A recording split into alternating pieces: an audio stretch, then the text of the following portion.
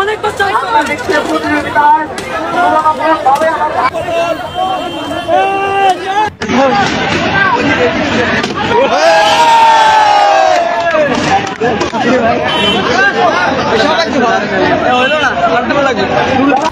মাহফুজের ডাস্টবিনের মধ্যে বোতল লাগাইতে পারলে আপনি পাবেন পুরস্কার বিশাল অঙ্কের।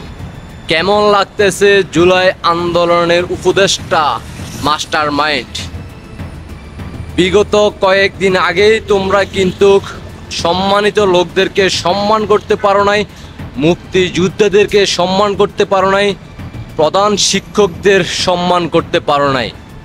ইতিমধ্যে সাধারণ শিক্ষার্থী ভাই বোনেরা যারা বাংলাদেশকে ধারণ করে, যারা ইতিমধ্যে বুঝতে পারছে এই বাংলাদেশে গোলাম আজমের ঠাঁই নাই, তারা যেটা স্লোগান দিছিল গোলাম আজমের বাংলাদেশ, এখন 5 আগস্টের পরবর্তীতে ইতিমধ্যে সাধারণ শিক্ষার্থীদের থেকে শুরু করে সাধারণ জনগণ সবাই বুঝে গেছে।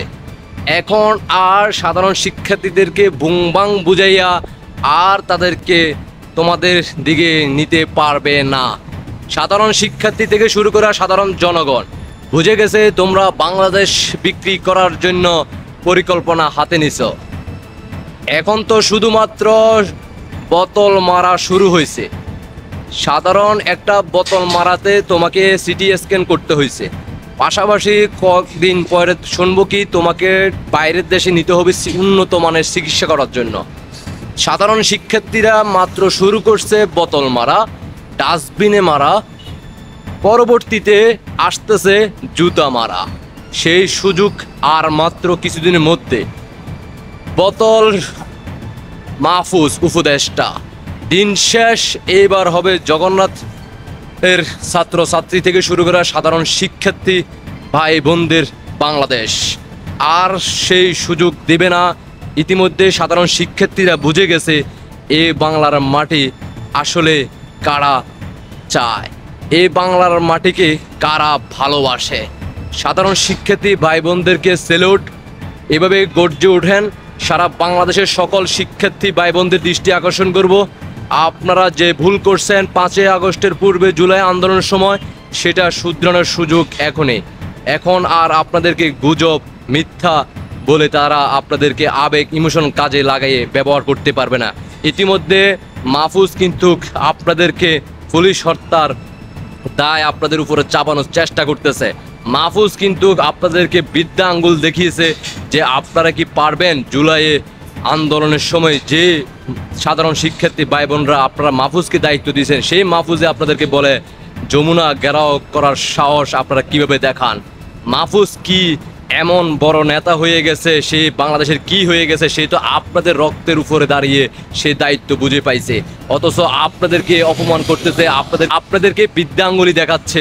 তাই আপনাদের দৃষ্টি আকর্ষণ করব, রুখে দাঁড়ান, গর্জে উঠুন, এই বাংলার মাটিকে মুক্ত করুন। মাহফুজ থেকে শুরু করে উপদেষ্টা রাজাকার বংশের সন্তানদেরকে প্রতিবাদের মধ্য দিয়ে তাদেরকে পদত্যাগ করতে বাধ্য করেন।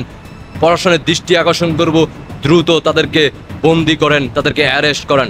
এই বাংলার মাটিকে আমরা ভূখণ্ডকে বিক্রি করার সুযোগ আর দেব না। হাতে আমাদের আর সময় নাই। যার যার অবস্থান থেকে সকল সাধারণ জনগণদের দৃষ্টি আকর্ষণ করব, সাধারণ শিক্ষার্থীদের পাশে দাঁড়ান, তাদের সাথে আন্দোলনের রাজপথে নেমে আসুন, এই বাংলাদেশকে রক্ষা করুন। যদি আপনি বাংলাদেশকে ভালোবেসে থাকেন অবশ্যই আপনি যে কোনো দলে করতে পারেন, একান্ত ব্যক্তিগত ব্যাপার, কিন্তু রাজাকার বংশের সন্তানদের সাথে আর আপনারা ঐক্য হবেন না, তাদের সাথে সঙ্গ দিবেন না। বাংলাদেশের যারা বাংলাদেশকে ভালোবাসেন তারা একসাথে একযোগে রাজাকারদেরকে বিরুদ্ধে রুখে দাঁড়ান, রাজপথে নেমে আসুন। আশা করি আপনারা বুঝতে পারছেন। সবাইকে অসংখ্য ধন্যবাদ।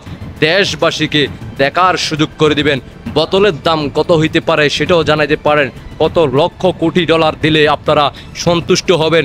কিছুদিনের মধ্যে সারা বাংলাদেশের সাধারণ শিক্ষার্থী থেকে শুরু করে সাধারণ জনগণ ডক্টর সুদি ইউনুস উরফে রাজাকারের বিরুদ্ধে এভাবে গর্জে উঠবে, বোতল দিবে, তারপরে জুতা নিক্ষেপ করবে, রাজবন্দী হবে।